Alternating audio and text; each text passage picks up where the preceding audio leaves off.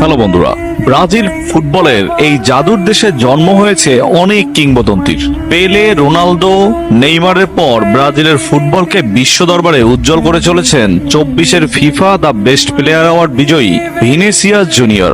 Vinicius Junior নিঃসন্দেহে এই মুহূর্তে বিশ্বের সেরা উইঙ্গারদের একজন। অত্যন্ত সাধারণ দরিদ্র পরিবার থেকে উঠে এসে বিশ্বের সবচেয়ে বড় ক্লাব রিয়াল মাদ্রিদে যোগদান এবং সেখান থেকে তার বিশ্বসেরা উইঙ্গার হয়ে ওঠার যাত্রা এতটাও মসৃণ ছিল না। চলুন বন্ধুরা, স্টোরি বক্সের মাধ্যমে এক নজরে জেনে নেওয়া যাক ভিনিসিয়াস জুনিয়রের জীবনের নানা জানা অজানা সকল বিষয় সম্পর্কে। ভিনিসিয়াস জুনিয়র 12 জুলাই 2000 সালে ব্রাজিলের সাও গনসালো শহরে জন্মগ্রহণ করেন। তার পুরো নাম ভিনিসিয়াস জোসে পাইক্সাও দে অলিভেইরা জুনিয়র। তার পরিবার ছিল অত্যন্ত সাধারণ ও দরিদ্র। শৈশব থেকেই ফুটবলের প্রতি তার ভালোবাসা ছিল অসীম। ভিনিসিয়াসের ফুটবলের প্রতি আগ্রহ দেখে তার পরিবার দ্রুতই বুঝতে পেরেছিল যে ভিনির উপর সৃষ্টিকর্তা প্রদত্ত ফুটবলের প্রতিভা রয়েছে। ভিনিসিয়াসের ফুটবল যাত্রা শুরু হয় ব্রাজিলের স্থানীয় ক্লাব ফ্লামেঙ্গো থেকে। মাত্র 10 বছর বয়সে তিনি ক্লাবের একাডেমিতে যোগ দেন। 2017 সালে ফ্লামেঙ্গোর মূল দলের হয়ে খেলার মাধ্যমে তিনি তার জ্যেষ্ঠ পর্যায়ের খেলোয়াড়ি জীবন শুরু করেন। তার গতির দক্ষতা, বলের উপর নিয়ন্ত্রণ এবং কৌশল তাকে অন্যদের থেকে আলাদা করে তুলেছিল। 2017 সালে ভিনিসিয়াস প্রথম বড় মঞ্চে পা রাখেন। তখন তিনি ব্রাজিলের অনূর্ধ্ব 17 দলের হয়ে আমেরিকান চ্যাম্পিয়নশিপ খেলার জন্য ডাক পান। এই বছর অনূর্ধ্ব 17 সাউথ আমেরিকান চ্যাম্পিয়নশিপে তিনি অসাধারণ পারফর্ম করে সেরা খেলোয়াড়ের পুরস্কারও জিতে নেন।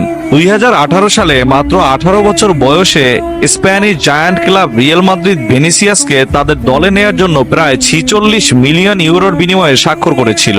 তার এই চুক্তি ছিল সেই সময়ের এক আলোড়ন সৃষ্টিকারী ঘটনা, যেটি তখনকার সময়ে ব্রাজিলীয় ফুটবল ইতিহাসে নেইমারের পর দ্বিতীয় সর্বোচ্চ স্থানান্তর ফি ছিল। শুরুতে তাকে রিয়াল মাদ্রিদের বি টিমে রাখা হয়। ক্রিস্টিয়ানো রোনালদো জুভেন্টাস ক্লাবে চলে যাওয়ার পর রিয়াল মাদ্রিদ একজন বাম উইঙ্গারের অভাবে ভুগছিল। রোনালদোর সেই অ্যাকশন পজিশনে খেলানোর জন্য ভিনিসিয়াসকে মূল টিমে নিয়ে আসা হয়। প্রাথমিকভাবে ভিনির কাছ থেকে রিয়াল মাদ্রিদ যতটুকু প্রত্যাশা করেছিল তার থেকে বেশিই পেয়েছিল। তার পারফরম্যান্স দিয়ে তিনি দ্রুতই মূল দলের একাদশের হয়ে খেলার জায়গা করে নেন। রিয়াল মাদ্রিদ খেলায় হেরে যাচ্ছে এমন অবস্থায় প্রায়শই তাকে গোল করে বা গোল করিয়ে উজ্জ্বল স্ফুলিঙ্গ হিসেবে জেগে উঠতে দেখা যায়। ভিনিসিয়াসের খেলার স্টাইল বলতে গেলে বলতে হবে তার গতির কথা। তার আশ্চর্যজনক কৌশল, প্রতিপক্ষের ডিফেন্স ভেঙে এগিয়ে যাওয়া, অসাধারণ ড্রিবলিং এবং গোল করার দক্ষতায় তিনি একজন নিখুঁত ফরওয়ার্ড।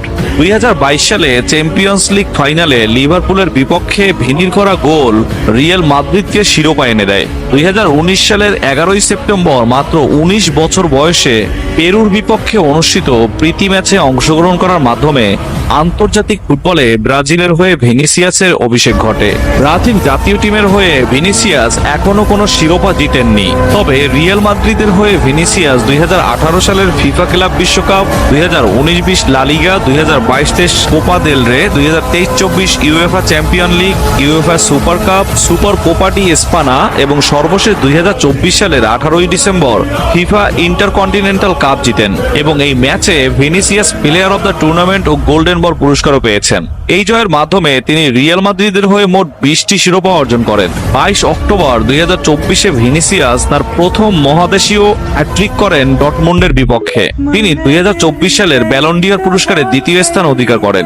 17 ডিসেম্বর ভিনিসিয়াস 2024 সালের সেরা ফিফা পুরুষ খেলোয়াড় নির্বাচিত হন।